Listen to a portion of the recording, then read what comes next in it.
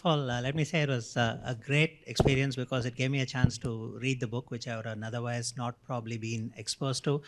I recommended it widely to my extended network, and I find it very, very insightful. So amazing that somebody at such a young age has seen so many good insights to share. So thanks so much. Thank you. Let me perhaps start with obviously a topic that I'm interested in, which is education.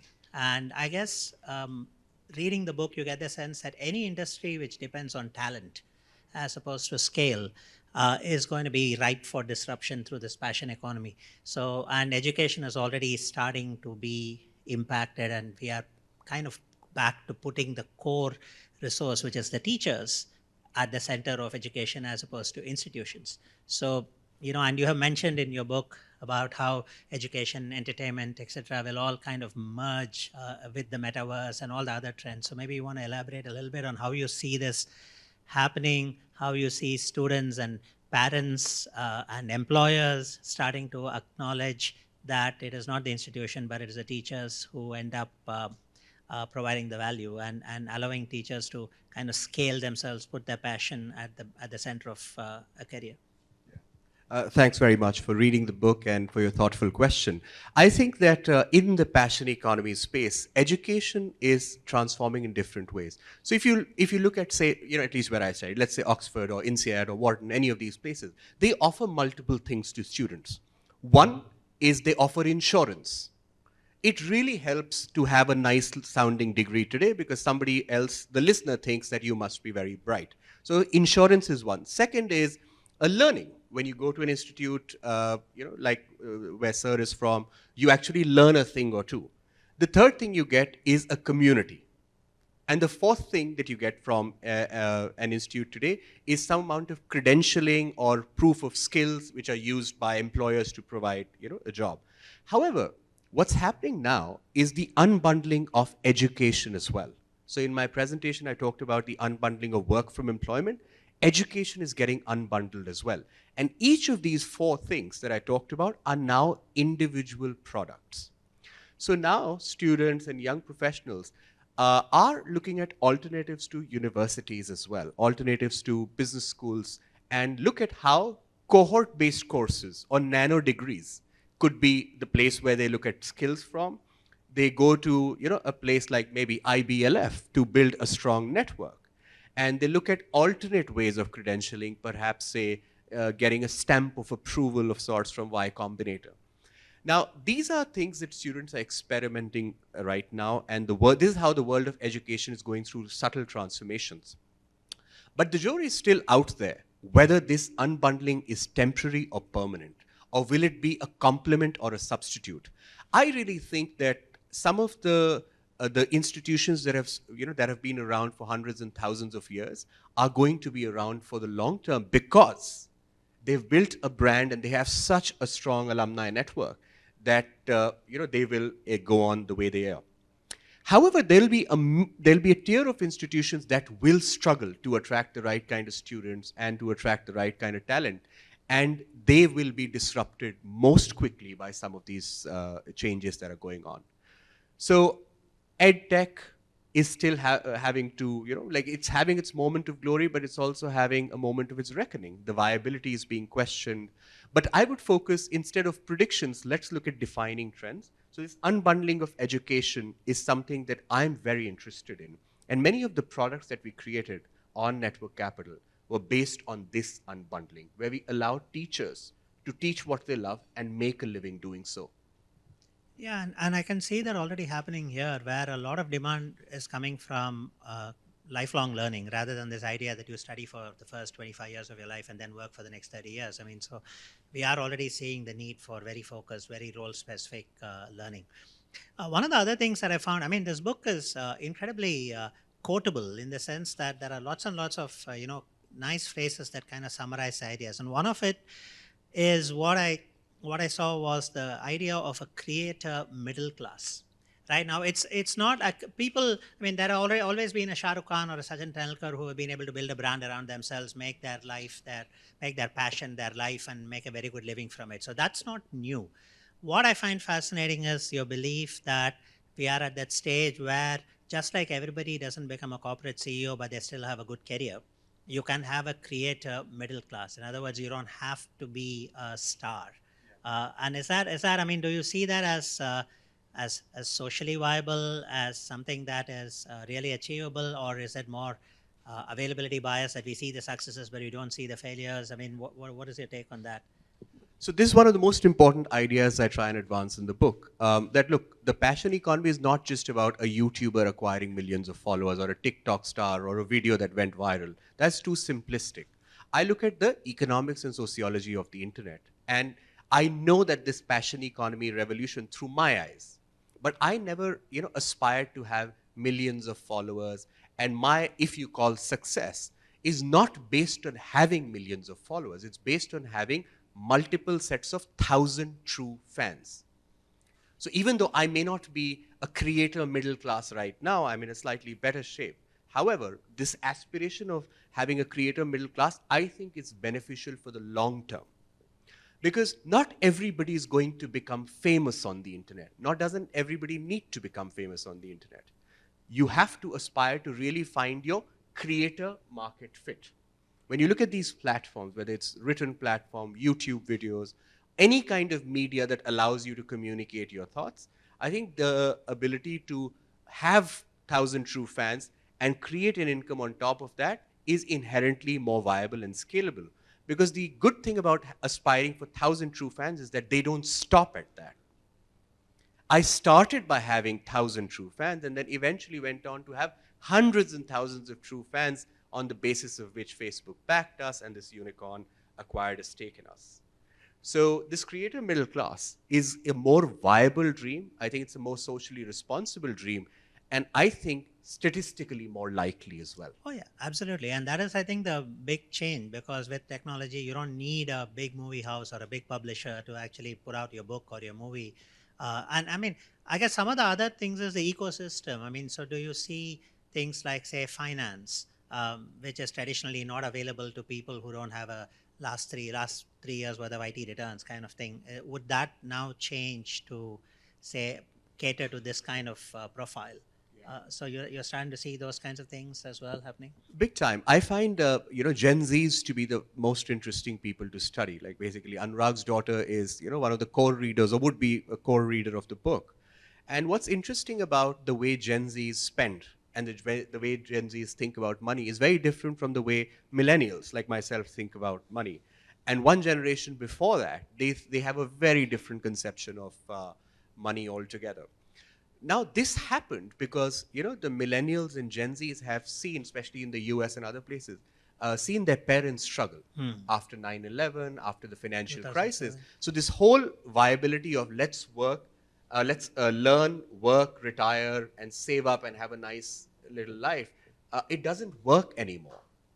So the model didn't prove itself. So Gen Z said, let's try and create an alternate way of work and study. So they created new kinds of financial products. They started looking at blockchain and crypto more interestingly. And then, even that has to prove itself.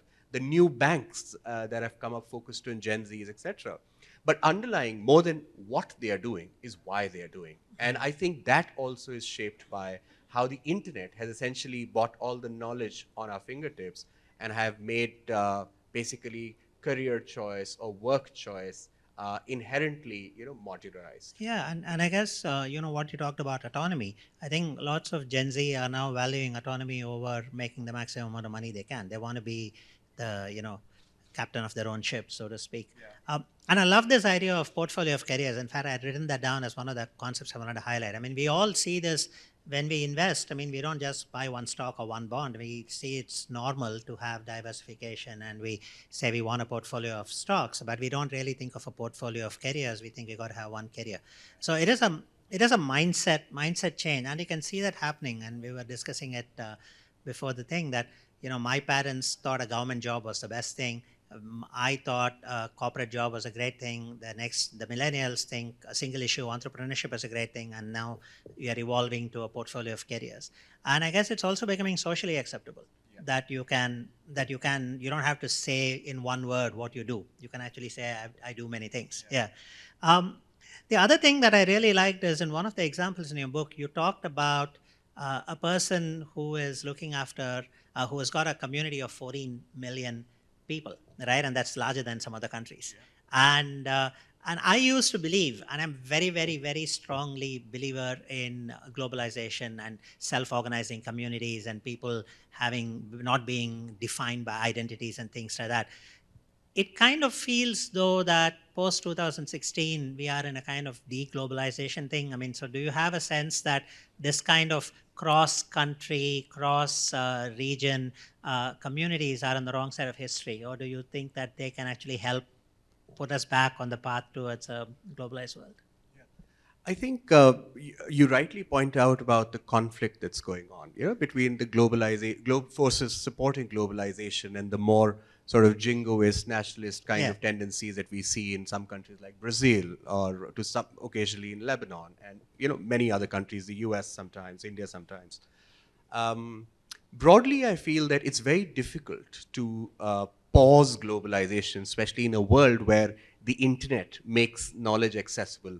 If you study Iran, what's going on right now is that they're aware of what's going on with the world and the world with Iran thanks to the internet. Now you can block it, you can pause it, but it's very difficult to, stop something whose time has come. Which is why many governments are really afraid of what happens when all information can be audited, can be checked. What happens when people start thinking of themselves as a global collective instead of a local collective? At least for millennials and Gen Zs, with the emergence of new kinds of social networks, hyper-local networks, we're seeing a bit of both. So my prediction would be that you will see global communities come to fore, complemented with local communities, which is, I think, how it should be. You should be connected with your neighbor and have, say, a social network of people in your locality or in your city, while not feeling obliged to connect only with them. In fact, my entire life, my family looks like the United Nations. My wife is Lebanese French, and my brother is married to somebody from Hong Kong, just married to somebody from Hong Kong in the UK.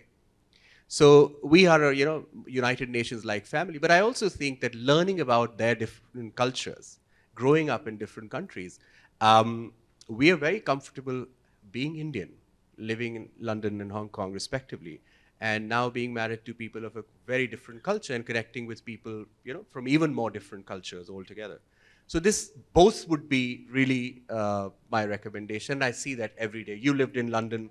You would have seen the same thing. I would say the same thing. I used to proudly call myself a global citizen, and that's still the way I think. I lived in 7 countries, 3 continents, and absolutely felt comfortable. But I feel like we are kind of walking back. I guess the one other question, maybe a little provocative, is that it's great that people self-organize around communities that are aligned by values and interests rather than by an accident of birth.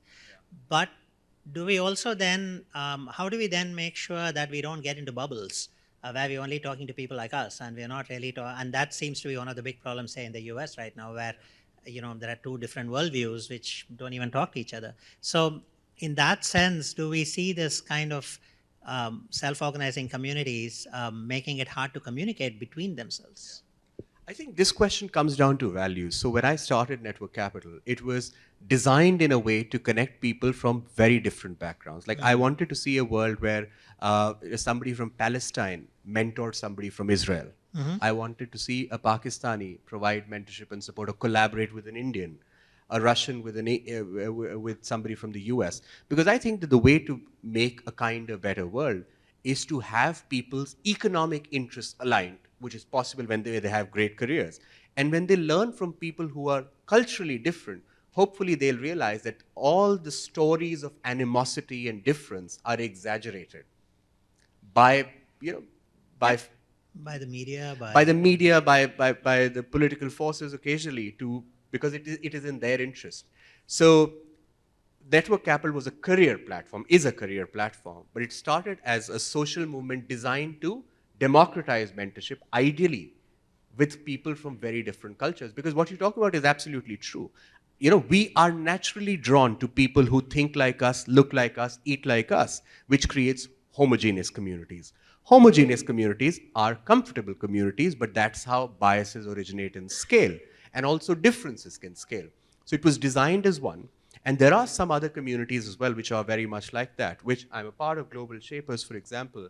And I think people these days, all of us, should feel comfortable hanging out with people like us while committing to getting to know who are people not like us. Yeah, I couldn't agree with you more, and I wish you all the success.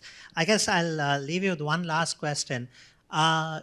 Clearly, technology is a core enabler for something like this to happen, right? So, do you see this as a kind of lockdown phenomenon where people were interacting largely online, and now post-lockdown, as we get back to real world, do you see the engagement levels kind of going down, or do you see that people are, continuing with what they did during the lockdown? I think it's a very interesting question. So if you look at the ed tech industry, so there is definitely a slowdown in the interest in taking classes from Zoom. I'm pretty sure you see in your business school as well that now the people actually want to come and hang in spaces. So I think that it'll be a combination of both. You will see people engage in hybrid learning and hybrid earning environments. And here the metaverse will play a role. Some of you may not be familiar with metaverse, but broadly, Facebook rebranded itself as Meta. That was in line with basically creating a new immersive world where people can learn, earn, and engage in something which is a hybrid between digital and physical. It's enabled by the blockchain. And I think this metaverse, if implemented properly by a variety of companies, will make learning more immersive, earning more practical, and interesting by gaming, by trading, all kinds of things. And also it'll make the process of getting to know people unlike us more feasible. Absolutely. Today, say a Lebanese actually is not allowed to meet an Israeli because, Lebanon and Israel have diplomatic issues. But if with the metaverse, if you can actually see or visualize a person, not just a Zoom image, but somebody you feel that you're actually having a conversation with, it'll create a slightly more fair internet. So I'm really enthused by this trend. And in the book, I explain how the history of the internet is shaping the future of the internet. The first era of the internet was about information exchange. The second era of information was about emergence of platforms, but the platforms got all the data, got all the power. The third wave, which will be powered by Web3, crypto, the blockchain space, I think will create a more decentralized democratic internet, which will create, I hope, create a middle class that will empower everyone. I really hope you succeed. And Amitabh, it's a pleasure and a privilege. Thank you so much.